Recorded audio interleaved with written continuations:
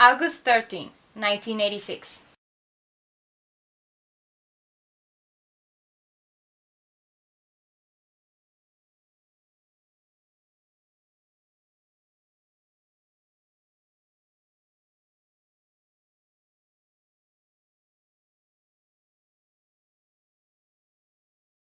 This afternoon, with the pouring rain as witness, Alexander had gone out of my life, and he never came back. I met him 6 months before our last kiss.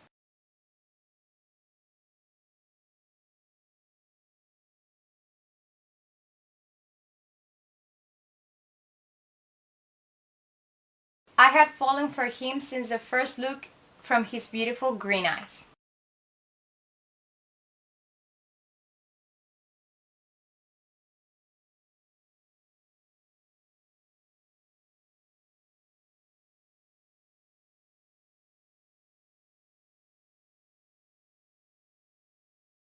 That Friday was Valentine's Day, and as a hater of the holiday, I had drunk a few cups of black coffee while reading Jane Eyre in my favorite coffee shop at Oxford Street.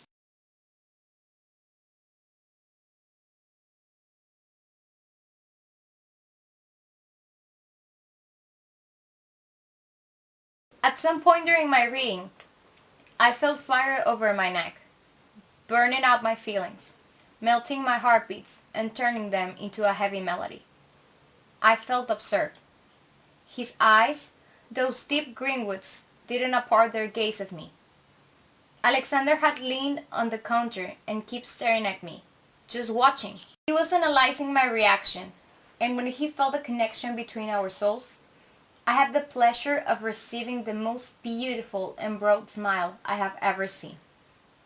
God, I had never felt this way before.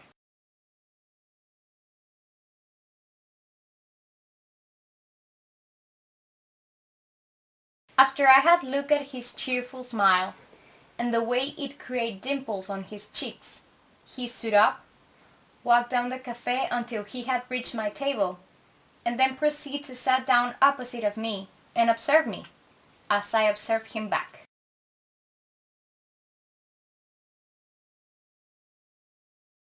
I hadn't noticed his moles and the way they create constellation in his tanned skin, or the way his hands hold the cup of tea he brought along.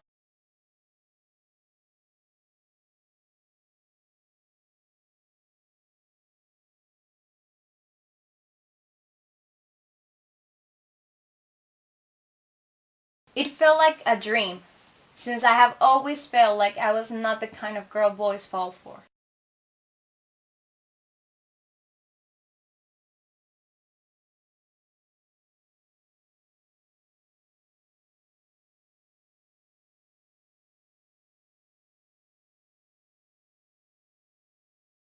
That afternoon was amazing and unreal. We talked for hours and hours about everything: music, dreams, books we had read and books we would love to read, who we were and who we want to be. We talked about all and nothing.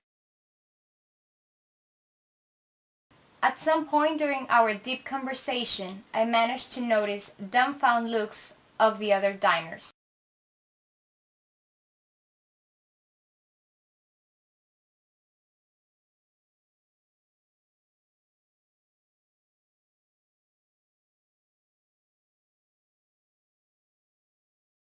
As if escaping from their looks, I told Alexander if we could leave. He smiled and nodded in response, not before taking out a camera from his bag and asking me for a photo. I blushed in response and agreed to it with the condition that I could take one of him. After the photos were taken, he stood up and told me he was in a hurry. I understood and asked for his cell phone number, to which he answered he didn't have one, not before assuring me we will meet at.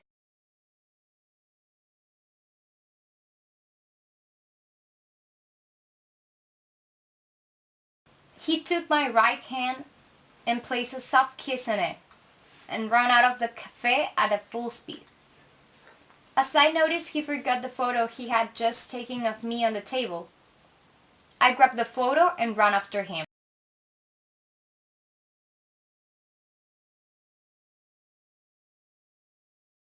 As I stepped out of the cafe, I noticed the water had changed from a lightly cloudy sky to a light rain and a thick layer of fog covering the street.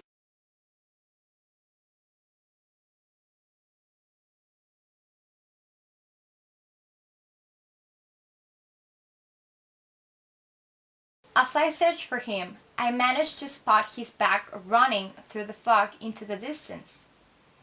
I called for him, but my voice was too low to reach him.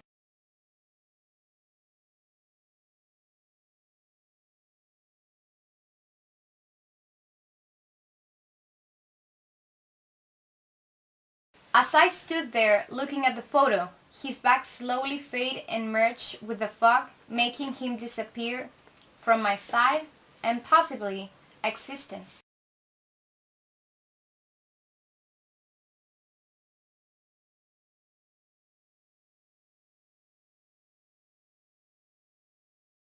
Is there anything else you remember about him?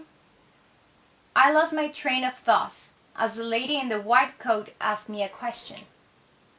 Anything else? I can remember everything, and yet it always feels like I'm missing something. I answered, feeling ashamed.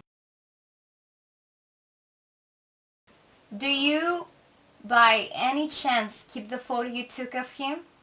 Said the lady. Well, yes, I brought it along.